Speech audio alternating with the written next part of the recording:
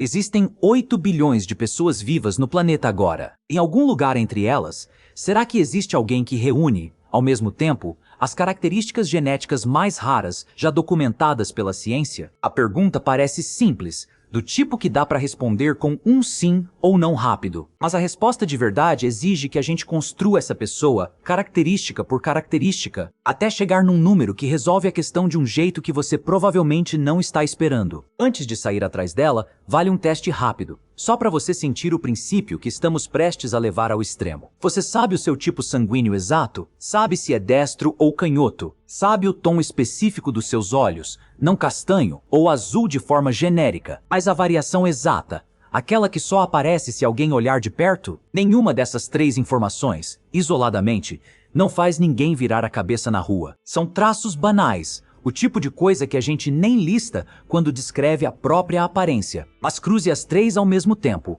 e a combinação já reduz drasticamente o grupo de pessoas no mundo que compartilham exatamente essa mistura com você. Esse é o mecanismo por trás de toda essa história. Raridade quase nunca nasce de ter uma coisa extraordinária isolada. Ela nasce de empilhar coisas comuns o suficiente para passarem despercebidas, uma em cima da outra, até a pilha ficar alta demais para existir 2 vezes no mesmo planeta. Agora vamos empilhar de verdade, e a cada camada nova, vamos comparar o resultado parcial com o tamanho da população mundial. É aí que a resposta real vai aparecer. Então preste atenção nos números conforme eles forem crescendo. Começamos por algo que ninguém escolhe. De onde essa pessoa vem? Existem hoje cerca de 7.000 grupos étnicos distintos catalogados no mundo, mas a distribuição de população entre eles é brutalmente desigual. Só os Han chineses somam mais de 1,4 bilhão de pessoas, o que representa 18% de toda a humanidade concentrada num único grupo étnico. Do outro lado dessa escala,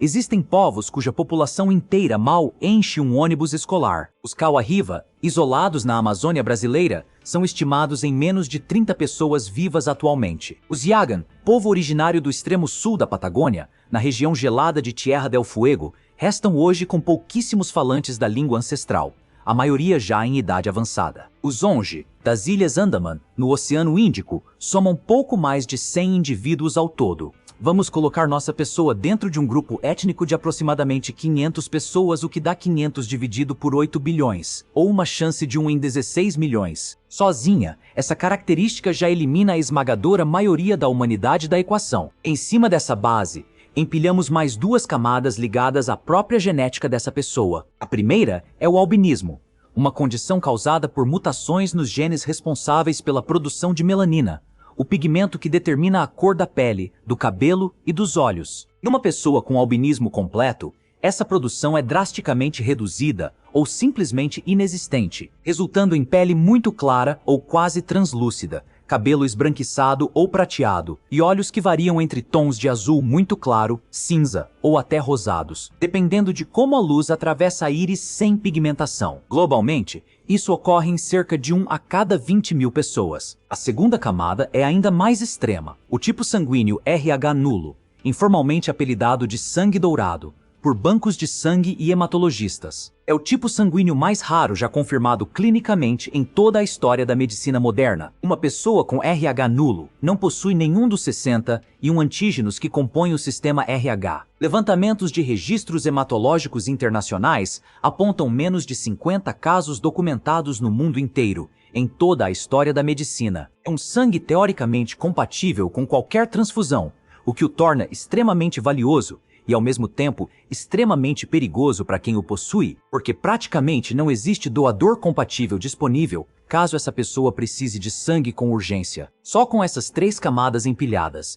etnia raríssima, albinismo e sangue RH nulo, já chegamos a uma chance de aproximadamente 1 em 1,92 quintilhões. Para você sentir a dimensão disso, a população mundial inteira, 8 bilhões de pessoas, é ultrapassada por esse número umas 240 milhões de vezes. Ou seja, se você pegasse cada pessoa viva no planeta hoje e mais 240 milhões de planetas Terra, completamente cheios de gente, para ter uma chance razoável de encontrar essa combinação, ainda assim, não teria garantia nenhuma. E olha que ainda não chegamos nem na metade dos traços que vamos empilhar. A próxima camada tem a ver com o que essa pessoa consegue enxergar, e aqui a coisa fica ainda mais interessante. porque vamos além da cor de olho comum. O verde costuma ser apontado como a cor de olho mais rara entre as convencionais, presente em cerca de 1 a cada 50 pessoas. Mas existe uma mutação ocular bem mais incomum do que isso, a heterocromia completa, condição em que cada olho tem uma cor totalmente diferente do outro, um azul, outro castanho, por exemplo, resultado de uma distribuição desigual de melanina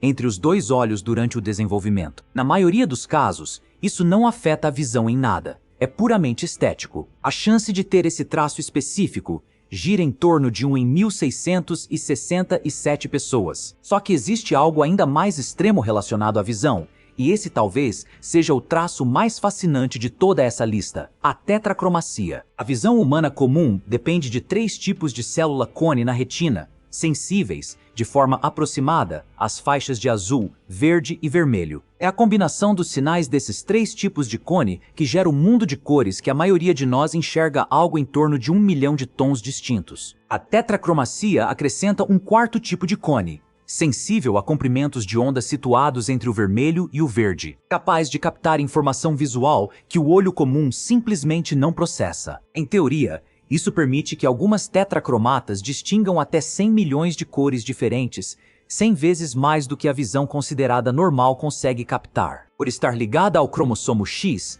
a tetracromacia funcional aparece quase exclusivamente em mulheres, porque elas podem herdar tanto a versão padrão quanto a versão mutada do gene envolvido, potencialmente criando esse 4º tipo de cone, algo que, geneticamente, os homens praticamente não têm como desenvolver. Cerca de 12% das mulheres carregam essa mutação genética, mas só uma fração pequena delas de fato desenvolve a percepção funcional completa. Pesquisadores estimam que isso ocorra em aproximadamente 1 em 40 mil mulheres, o que equivale a 1 em 80 mil pessoas, considerando a população total, homens e mulheres juntos. Empilhando heterocromia completa e tetracromacia, esse bloco relacionado à visão sozinho já equivale a uma chance de aproximadamente 1 em 133 milhões. Multiplicado por tudo que já tínhamos antes, o número acumulado já está numa escala que nenhuma calculadora comum de bolso consegue mostrar, sem recorrer à notação científica. Ainda faltam 2 camadas, uma ligada ao corpo,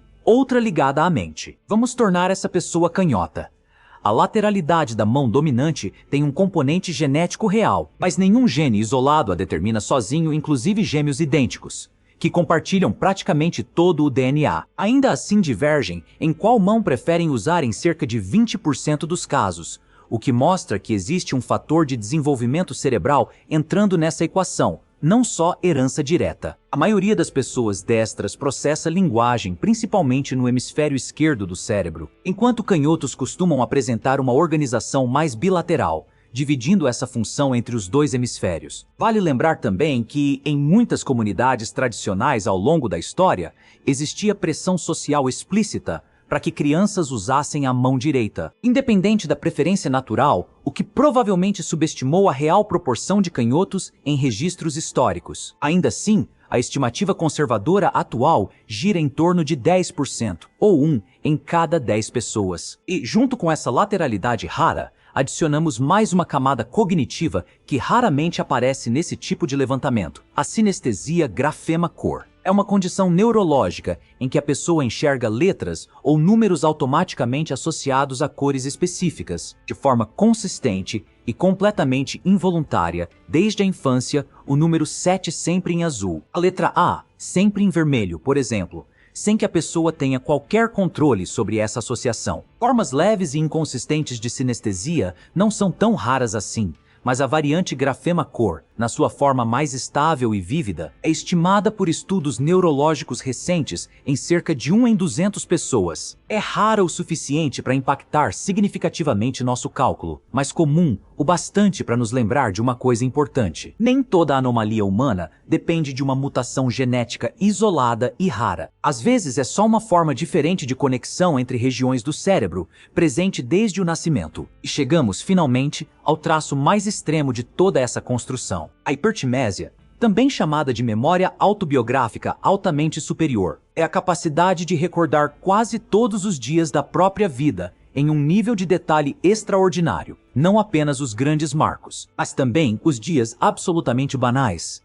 O que foi almoçado numa quarta-feira qualquer há 8 anos? Uma conversa de corredor esquecida por qualquer outra pessoa no mesmo instante em que aconteceu. Diferente de uma boa memória comum, a hipertimésia parece funcionar quase como uma reprodução automática e involuntária do próprio passado, sem esforço consciente de lembrar. A condição só foi formalmente descrita e nomeada pela ciência em 2006, o que a torna, cientificamente falando, quase recente. Até hoje, menos de 100 casos foram confirmados no mundo inteiro através de protocolos rigorosos de teste. Mesmo estimativas mais generosas, que tentam incluir pessoas com a condição, mas nunca diagnosticadas formalmente, colocam o total global em apenas algumas centenas de pessoas, o que torna a hipertimésia uma das características cognitivas documentadas mais raras que existem. De forma conservadora, colocamos essa probabilidade em 500 pessoas dentro de 8 bilhões, o que dá, mais uma vez, 1 em 16 milhões. Agora,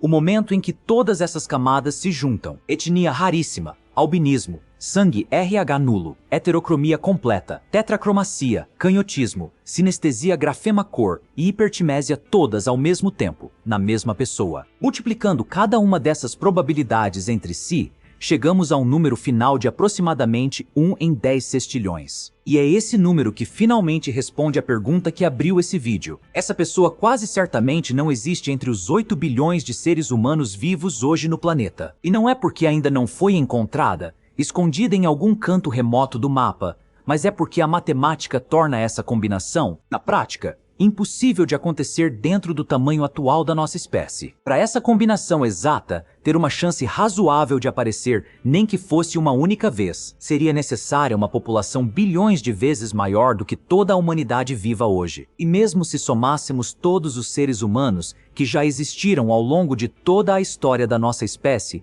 uma estimativa que gira em torno de 117 bilhões de pessoas, contando desde os primeiros Homo sapiens, até hoje ainda ficaríamos a uma distância de trilhões de vezes do número necessário para essa pessoa ter chance real de ter existido em algum momento. Ela não está esperando ser descoberta, ela simplesmente nunca existiu, e as probabilidades sugerem que dificilmente vai existir, mesmo daqui a muitas gerações. Só que essa resposta, sozinha, esconde uma segunda camada bem mais interessante do que o número gigante em si, porque cada um dos traços que usamos para construir essa pessoa impossível existe de forma isolada em alguém real, agora, nesse exato momento. O albinismo existe em milhões de pessoas espalhadas pelo mundo. O sangue RH nulo existe, documentado em menos de 50 pessoas reais na história da medicina. A hipertimésia existe, testada e confirmada em laboratório em menos de 100 indivíduos. Nenhum desses traços é hipotético